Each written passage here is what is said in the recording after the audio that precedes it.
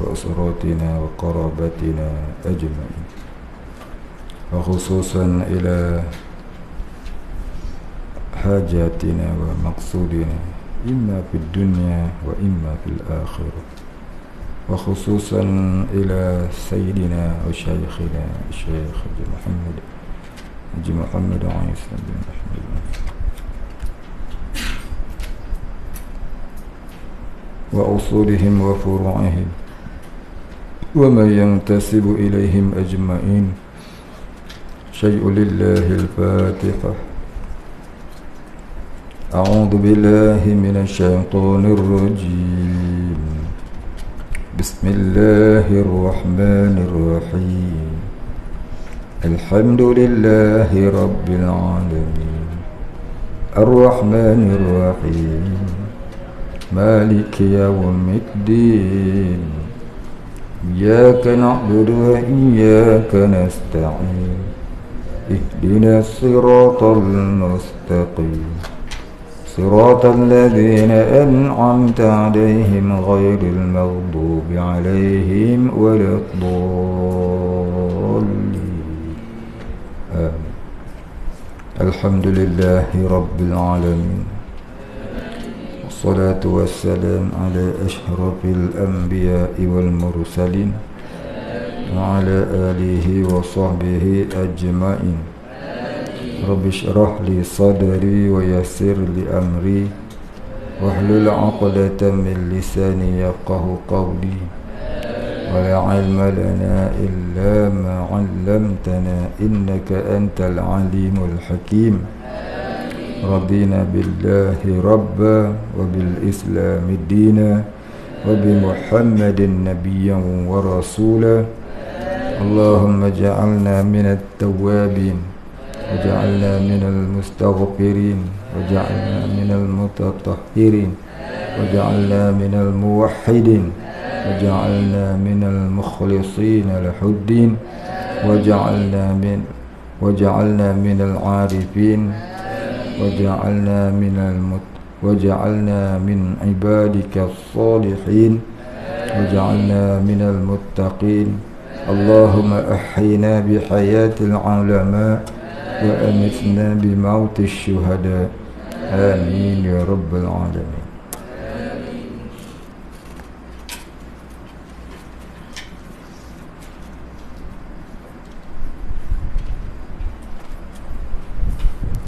Bismillahirrahmanirrahim.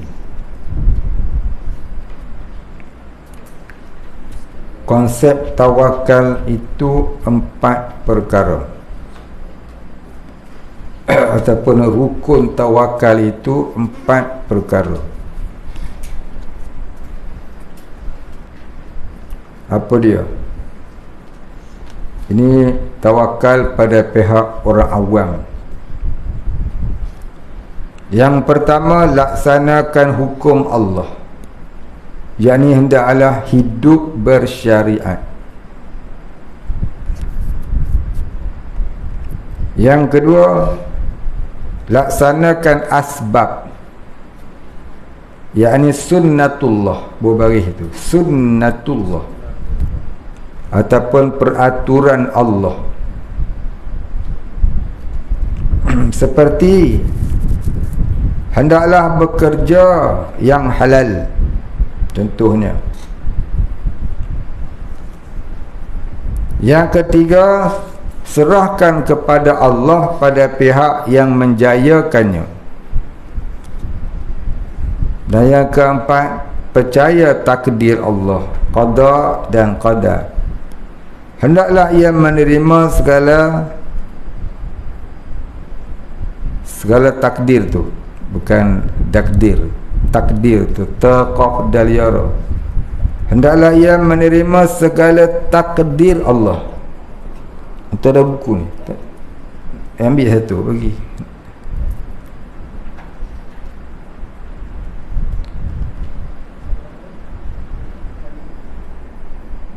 Lama dia ikut, tak bagi.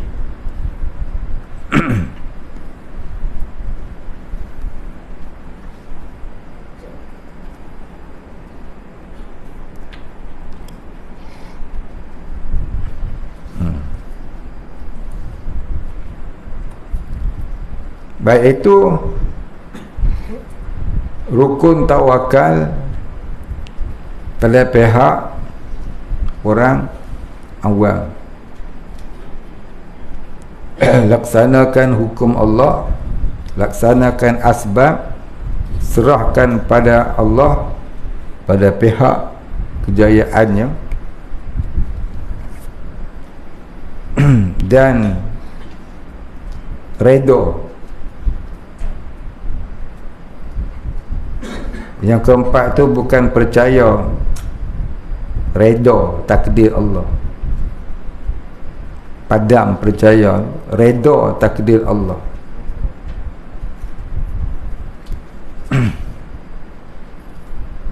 Titik. Redha takdir Allah. Qada dan qadar tu potong. Tidak, tak faham. Jadi redha takdir Allah, iaitu hendaklah ia menerima segala takdir Allah setelah ia berusaha. Kalau jadi, ia syukur. Kalau tak berjaya, sabar. Ya, jadi berjaya, syukur. Tak berjaya, sabar. Tulis ke bawah. Itu makna kata redha takdir Allah. Baik, habis. Ada orang berpendapat, kenapa perlu berusaha jika memang tu, memang tu bukan memang. Mim ya mim nga, memang. Mim ya mim nga tu, padang ayat tu tulis lain. Dia tak boleh baca memang apa memang, bukan teluk kemang. Memang tu. Kenapa perlu berusaha jika memang telah ditakdirkan oleh Allah? Jika ditakdirkan ahli syurga, syurgalah tempatnya. Jika ditakdirkan ahli neraka, beramal banyak manapun, nerakalah tempatnya.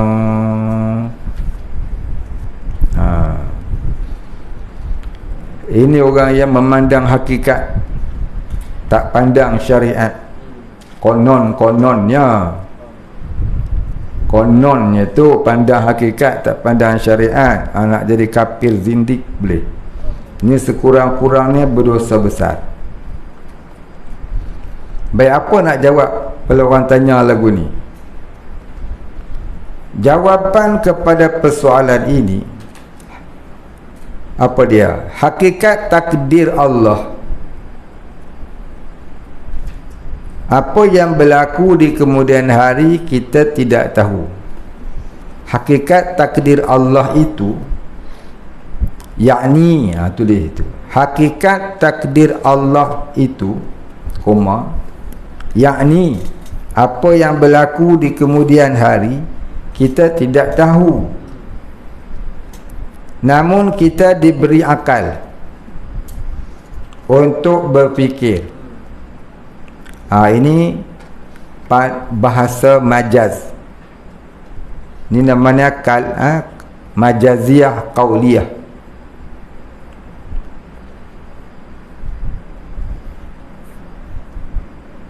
Pada hakikatnya bukanlah akal tu berfikir, petunjuk Allah itu. Tapi pada syariat kita kata, ya, Allah beri kita akal untuk kita berfikir. Dan ketahuilah takdir itu dua jenis. Yang pertama takdir mubram. Alif tadak tu mubramun, iaitu takdir yang tidak berubah. Ataupun kita kata takdir yang qadim lagi azali, yang di dalam ilmullah. Takdir yang qadim lagi azali, yang di dalam ilmullah.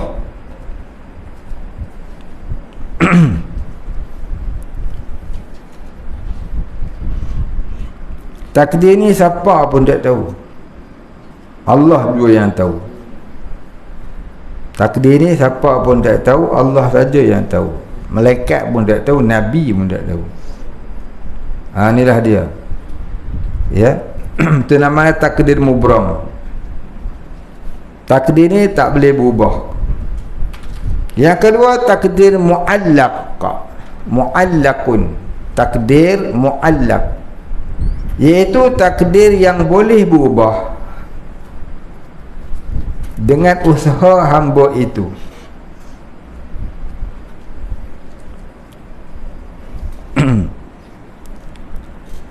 Baik, tulis depan dia, sambung. Takdir ini adalah takdir yang tertulis di Lauhul Mahfuz. Takdir yang tertulis di Lauhul Mahfuz.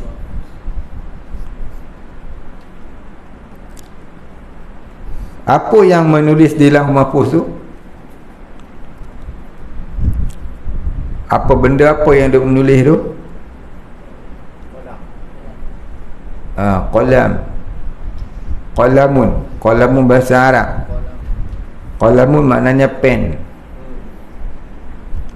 Kalau qalam dalam bahasa Melayu tempat berenang. Di mana letaknya Lauhul Mahfuz? Lauhul Mahfuz ni terletak di Arash, di atas Arash. Maka tiap-tiap tulisan sebiji-sebiji ni itu sebesar bukit Qaf. Huruf-huruf dia tu. Dia kalau huruf saja besar tu, papan tu besar mana? Menulis segala takdir manusia dan sekalian alam ini. Tak terfikir kita. Tak sampai akal kita nak bayang macam mana dia tulis. Baik, takdir ni boleh berubah. Takdir muallaq ni boleh berubah. Muallaq maknanya takdir yang bergantung dengan sesuatu. Itu kata muallaq. Orang beriman hendaklah percaya janji Allah. Firman Allah Ta'ala, innaka la tukhliful mi'ad. Ali Imran ayat 194. Sungguhnya engkau ya Allah tidak menyalahi janji. Berarti jika nasib kita itu baik tu bukan bayak. Eja baik ba alif hamzah ya kaf. Eja baik ba alif hamzah ya kaf. Bayak tu padam ataupun potong.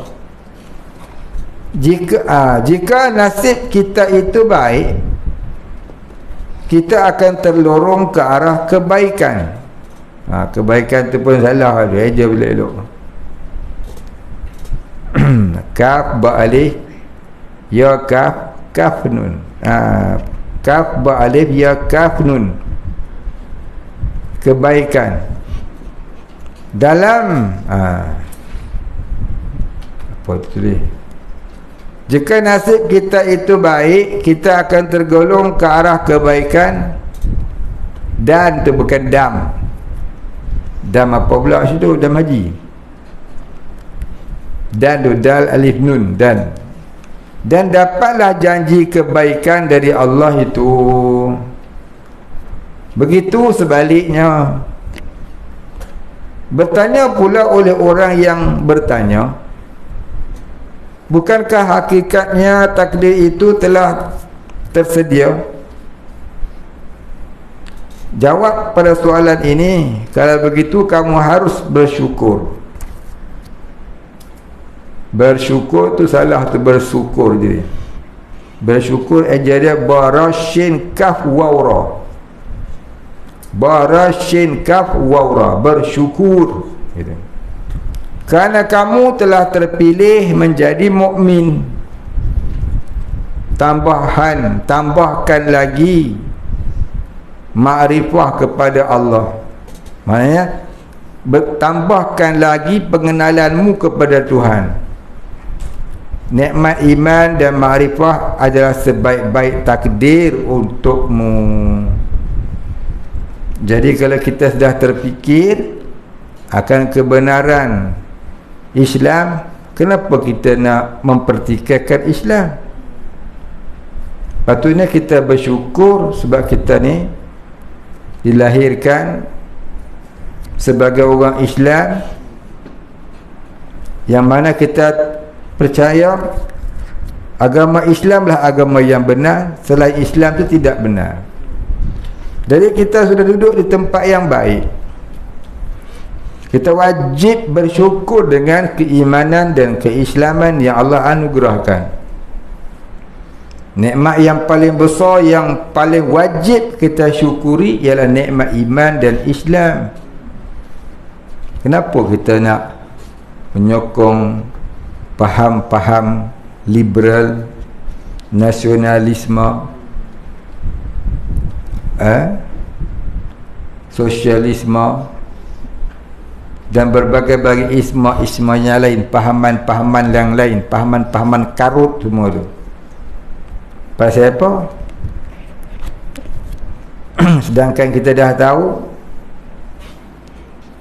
kita orang Islam, sewajibnya lah kita mengamalkan segala hukum Allah di dalam ibadah, di dalam muamalah, dalam munakahah dan di dalam jinayah. Tapi kita tidak bersyukur sebenarnya. Kita tidak bersyukur sebenarnya. Kita mempermainkan Allah sahaja. Dalam satu riwayat menyebutkan kisah Nabi Musa bertanya kepada Allah. Sabdanya, "Ya Allah, kenapa engkau jadikan setengah manusia itu kufur, lalu engkau masukkan mereka ke dalam neraka? Setengah manusia pula engkau jadikan mereka beriman, lalu engkau masukkan ke dalam syurga, sedangkan mereka adalah hamba-hamba.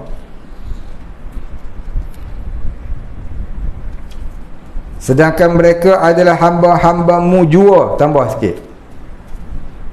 Sedangkan mereka adalah hamba-hambamu juga. Di manakah keadilanmu?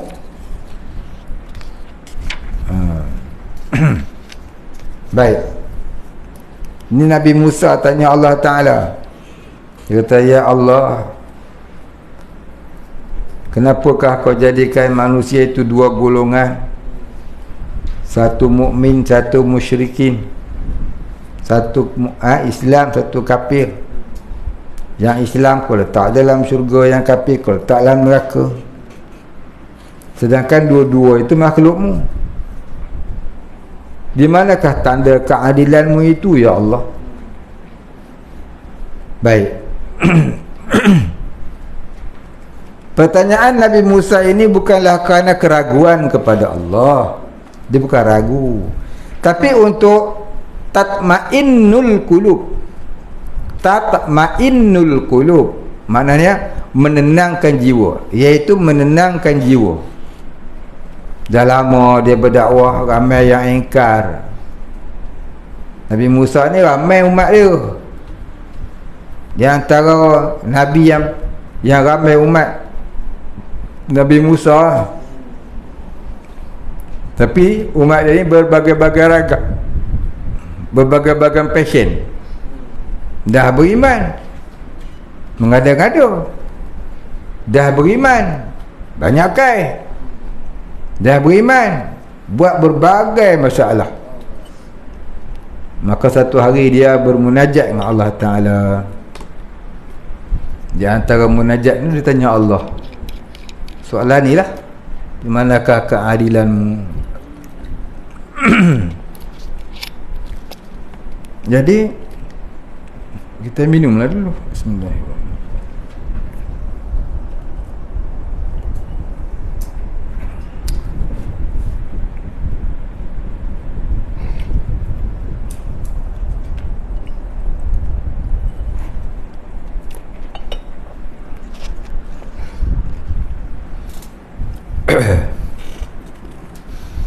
Allah Subhanahu wa ta'ala yang maha bijaksana.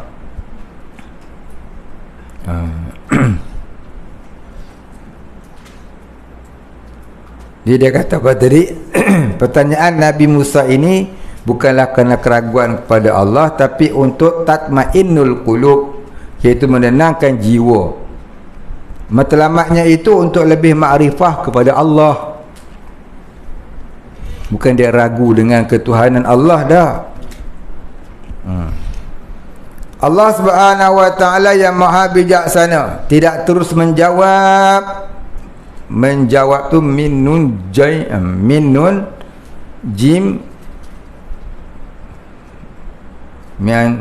jim alif min nun jim wa alif ba, menjawab alif terbalik. Tak itulah kau soal ejaan baru macam mana, salah.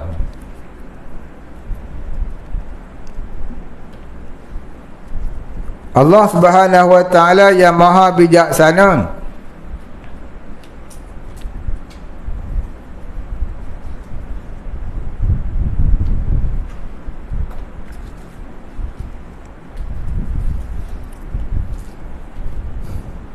tidak terus menjawab persoalan nabinya itu. Diperintahkan Nabi Musa alaihissalam supaya menanam gandum. Nabi Musa alaihissalam, salah ejaan alaihi, ain lam yaha, ganti ain tu. Nabi Musa alaihissalam menuruti perintah Allah, lalu dimulakanlah menanam gandum. Dari memajak hinggalah menuai, yang memakan masa yang agak lama. Kalau buat padi 3 bulan 4 bulan, gandum lagi lama. Inilah tanda kebijaksanaan Tuhan memberi jawapan beserta pengalaman. Setelah gandum dituai, gandum disimpan dan jeraminya dibakar. Lalu berfirman Allah Subhanahu wa ta'ala, bertanya Nabi Musa alaihissalam yang lebih kurang maknanya, wahai Musa, kenapa? Itu bukan kenapa, kaf nun alif pa, kenapa tu, kaf nun alif pa, bukan mim. Kenapa, bukan kenam. Kenapa gandum engkau simpan dan jeraminya engkau bakar? Bukankah kedua-dua milikmu? Di manakah keadilanmu, wahai Musa? Dengan pertanyaan Allah Subhanahu wa ta'ala itu, fahamlah Nabi Musa alaihissalam, gandum dan jerami adalah miliknya. Ini milik Allah, milik dia lah. Gandum dan jerami adalah miliknya. Ini milik Musa lah. Milik Nabi Musa. Dia berhak tu barahaqah, bukan haqah. Potong barahaqah, bukan berhak.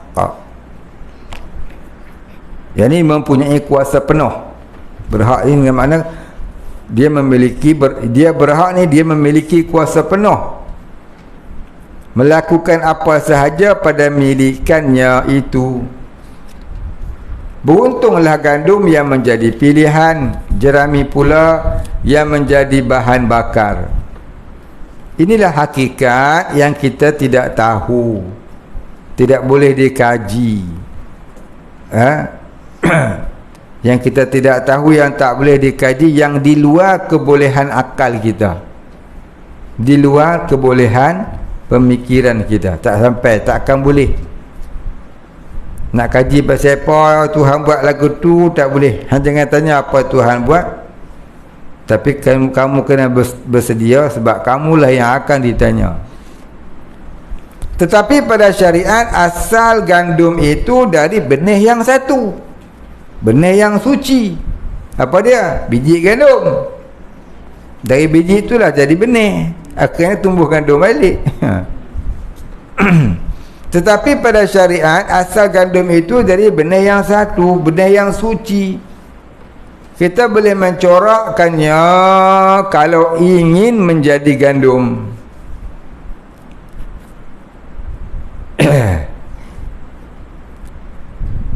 Ya gandumlah, bukan ganduklah. Apa benda tulis?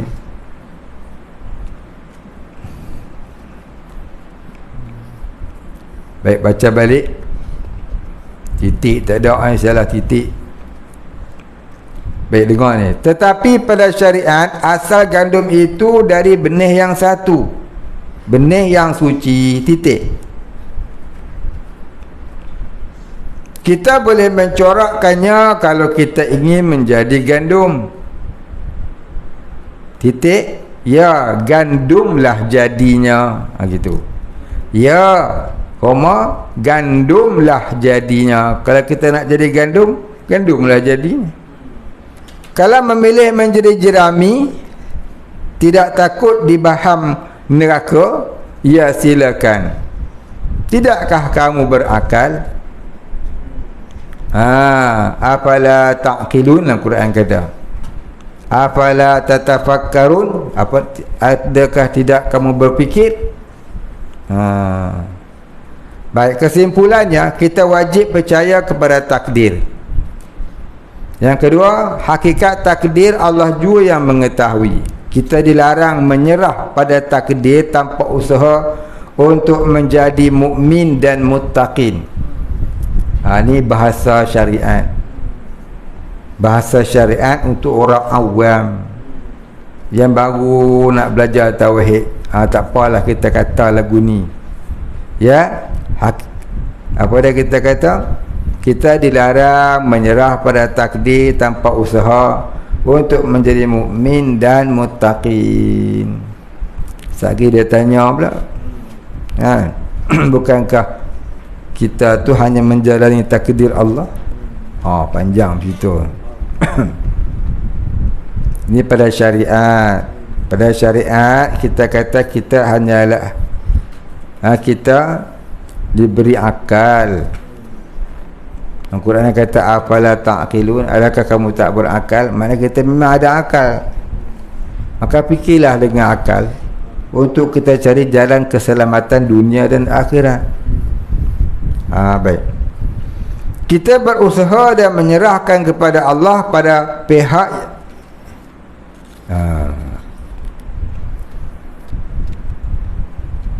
baik, bunyi gini. Kita berusaha, titik. Kita berusaha, titik, dan menyerahkan kepada Allah pada pihak yang menjayakannya. Gitu baca dia. Hakikat usaha itu pun telah ditakdirkan oleh Allah Subhanahu wa taala. Yang keempat, ada kehendak Allah serta disuruh memperbuatnya, seperti keimanan Sayyidina Abu Bakar As-Siddiq radhiyallahu anhu.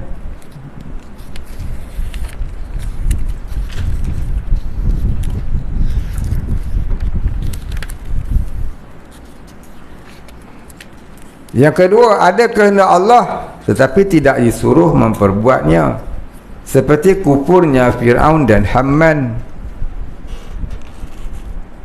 Yang ketiga, ada pula tidak dikehendaki Allah dan tidak disuruh, seperti tidak dikehendaki Abu Bakar radhiyallahu an menjadi kufur. Dan yang keempat, ada pula disuruh tapi tiada menghendaki, seperti beriman Fir'aun. Allah yang maha mengetahui hikmahnya. Firman Allah Ta'ala, la yus'alu amma yaf'alu wa hum yus'alun. Al-Anbiya ayat 28. Tiadalah ditanya apa yang yakni Allah itu buat, sebaliknya mereka lah yang akan ditanya. Siapa? Kita ni lah yang akan ditanya. Baik, kita berhenti situ dulu. Kemudian katanya usaha hamba.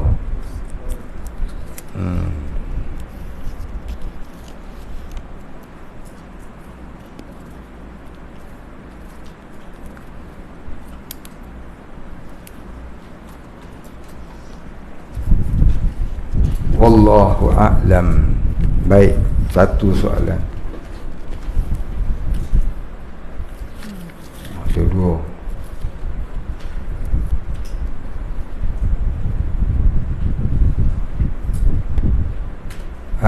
Senaraikan susunan nafkah daripada seorang lelaki. Contoh diri sendiri, isteri. Jika berlaku kekurangan wang belanja dalam rumah tangga, mana wajib didahulukan? Isteri atau ibu bapa?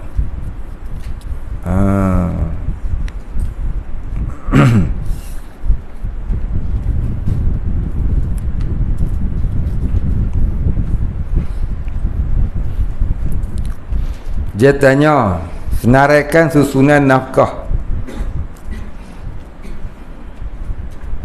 daripada seorang lelaki. Contohnya diri sendiri, isteri, ataupun, lepas tu dia tanya pula di bawah, jika berlaku kekurangan wang belanja dalam rumah tangga, mana wajib didahulukan? Isteri atau ibu bapa? Baik, telah maklum kita seorang anak laki-laki, orang yang mula-mula dia kena taat selepas Allah dan Rasul ialah ibunya, kemudian ayahnya, kemudian barulah isterinya.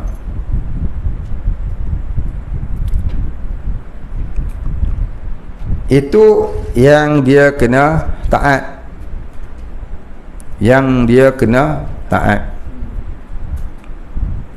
wajib dia taat. ibunya 3 kali, kemudian ayahnya, kemudian barulah mari pada isteri dia. Baik. Kalau bab nafkah, suami wajib menafkahi isteri dan anak-anak, dan anak wajib menafkahi ibu bapa yang miskin.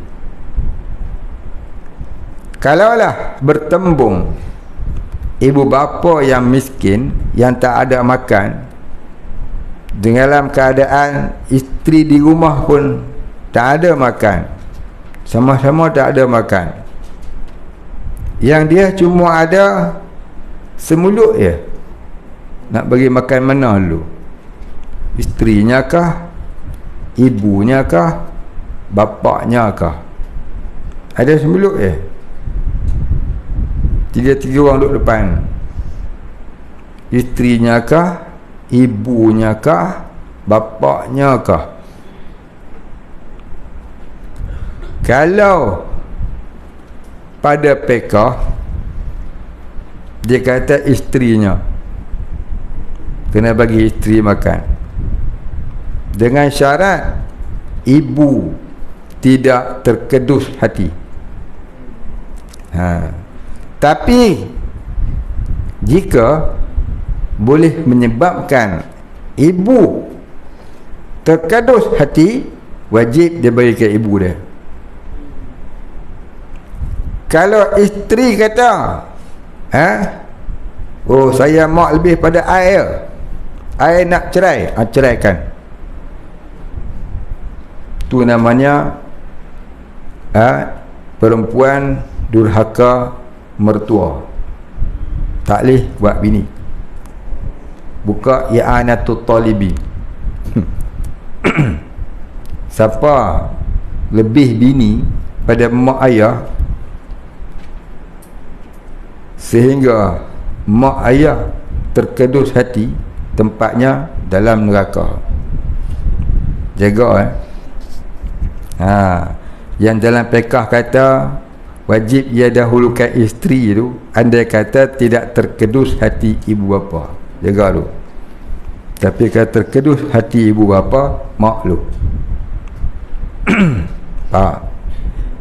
Pasal apa? Pasal anak laki-laki, walaupun dia dah kahwin, tanggungjawab dia pada mak ayah tak lepas. Bersalahan perempuan bila dia dah kahwin, dia kena akur dengan segala perintah suami. Perempuan bila dia kahwin, orang yang mula-mula dia kena patuh suami, lepas tu mak tua, lepas tu bapa mertua, kemudian ibu kandung, kemudian bapa kandung. Tu aturan dia. Tu dia suruh senarai aturan. Tu aturan dia. Wallahu a'lam. Soalan yang kedua, jika seseorang meminjam barang, lepas tu dia menghilangkan barang tersebut dan tak mahu ganti balik barang itu, apakah hukuman yang sesuai ke atasnya? Hukumnya harus dia tak ganti. Pasal apa? Dia hukum pekah lagu tu. Melainkan sebelum dia bagi pinjam, dia buat perjanjian. Kalau hilang kau ganti, wajib dia ganti. Kalau dia tak ada perjanjian apa-apa, pinjam je, apa dah? Gerek tu. Sepeda betul tu. Bukan sepeda. Basikal. Orang putih tahu. Malulah duduk London lama kan. Orang Kedah kata gerek. Endung kata sepeda. Kalau motor, sepeda motor. Kalau orang putih kata basikal. Hebat. Tak dia cakap orang putih. Pinjam basikal je. Boleh ambil lah. Dia pun pergi naik basikal, ya. Janji nak hantar besok. Dia bangun pagi, tengok tinggal tayar basikal orang curi. Tinggal tayar basikal orang curi. Macam mana? Nampak macam mana? Jadi tuan basikal tadi kata, takkan aku nak naik tayar basikal tak ada. Pernah faham lah, gantilah balik. Baik, wajib dia ada ganti. Pada pekah tak wajib ganti. Ya, pasal apa? Bukan dia sengaja bagi hilang, orang curi. Faham? Melainkan sebelum dia bagi pinjam, dia janji dulu, boleh pinjam dengan syarat, kalau hilang kau ganti, kalau rosak kau repair. Ya, dia janji lagu dulu. Kata ada janji tak boleh. Kalau hilang kau ganti, kalau rosak kau repair. Macam mana aku bagi, macam itulah balik. Tapi kalau motor, kalau hilang kau ganti, kalau rosak kau repair. Kalau tak ada apa-apa, besok nanti hantar ni minyak suku dah. Kau hantar minyak kena penuh. Tu riba. Tu riba. Haram macam tu. Sekadar rosak ganti, hilang ganti tak apa. Rosak repair, hilang ganti, tak apa lagi. Ya. Bolehkah kau berjanji dengan aku? Janji macam mana? Kalau rosak kau repair, kalau hilang kau ganti. Pasal apa? Aku tak ada duit nak ganti, nak repair. Kalau sanggup tak apa. Kalau tak ada apa-apa perjanjian sebelum dia bagi pinjam, ya, dan dia pun tak mau bayar, tak nak ganti, tak berdosa dia. Tak berdosa. Hantar dia lagu tu, bagi dia pinjam buat apa? Cerdik. Muka tak boleh harap. Bagi buat apa? Tu nasib kau lah. Baik, wallahu a'lam. Soalan yang kedua, beli emas online bolehkah? Banyak kali kapur dah. Tak boleh. Pembeli transfer duit kepada penjual dulu, kemudian baru penjual post emas kepada pembeli. Dulu saya dah kapur dah. Tak boleh. Tak boleh lah.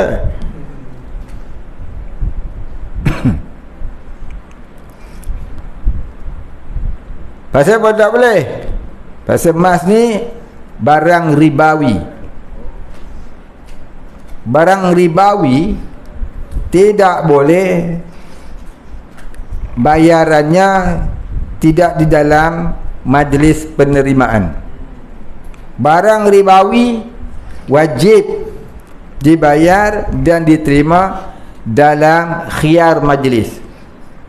Dalam masa majlis jual beli itu, di situ nampak duit, di situ nampak mahnya. Begitu juga barang perak. Perak pun begitu. Emas dan perak ni dia dalam mana barang ribawi. Kalau emas zulian tak apa, tu emas bohong. Ya. Lain tak apa. Kereta ke, motor ke, tu tak apa. Dengan emas dan perak tu barang ribawi. Baik, adalah buta akhir ini orang kata boleh. Ya, orang kata boleh. Jadi terpulanglah orang tu nak kata boleh. Saya ngaji dulu tak boleh. Ada orang hari ni kata boleh. Terpulanglah dia kata boleh. Kok salah kau tanggunglah. Saya ngaji dulu tak boleh. Sebab apa? Kita baca dalam kitab Matla'ul Badrin dulu pun kita dah cerita dah. Barang ribawi ni tidak mesti diselesaikan dalam khiyar majlis, dalam masa buat urusan tu. Tak boleh bayar dulu barang kemudian, ataupun bayar barang dulu bayar kemudian. Tak boleh. Ya. Dalil tak bolehnya, cuba tengok hari ni. Banyak orang beli emas online, emas tak ada, tahu-tahu bankrupt. Betul ya? Banyak berlaku hari ni. Itulah ulama kata, hampa kata dah ulama kata tak boleh, hampa kata boleh. Dah bankrupt, barulah hampa nak kata patutlah ustaz tu kata tak boleh no. Tengok buka-buka lain dah kena blok dah. Tu namanya apa? Goblok.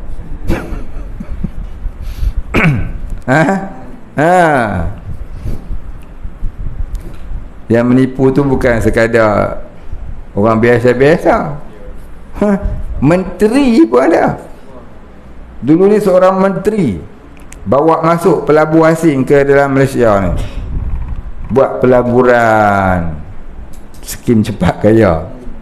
Berapa bilion orang Cina tu buat balik Cina, kaya-kaya dia. Menteri tu sampai jadi jadi apa dah tak tahulah. Tu ya, habis gitu ya. Macam orang pun duk ingat, oh ni menteri yang rasmi, tentu betul. Menteri tu pun tak maulah cerita siapa. Cuma ni dia lah.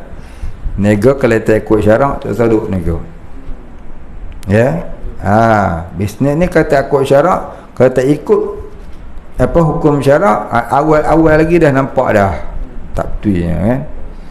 Kalau berjaya sekalipun takut tak sah dalam konsep perniagaan. Wallahu a'lam. Baik, kita berhenti sekat dulu.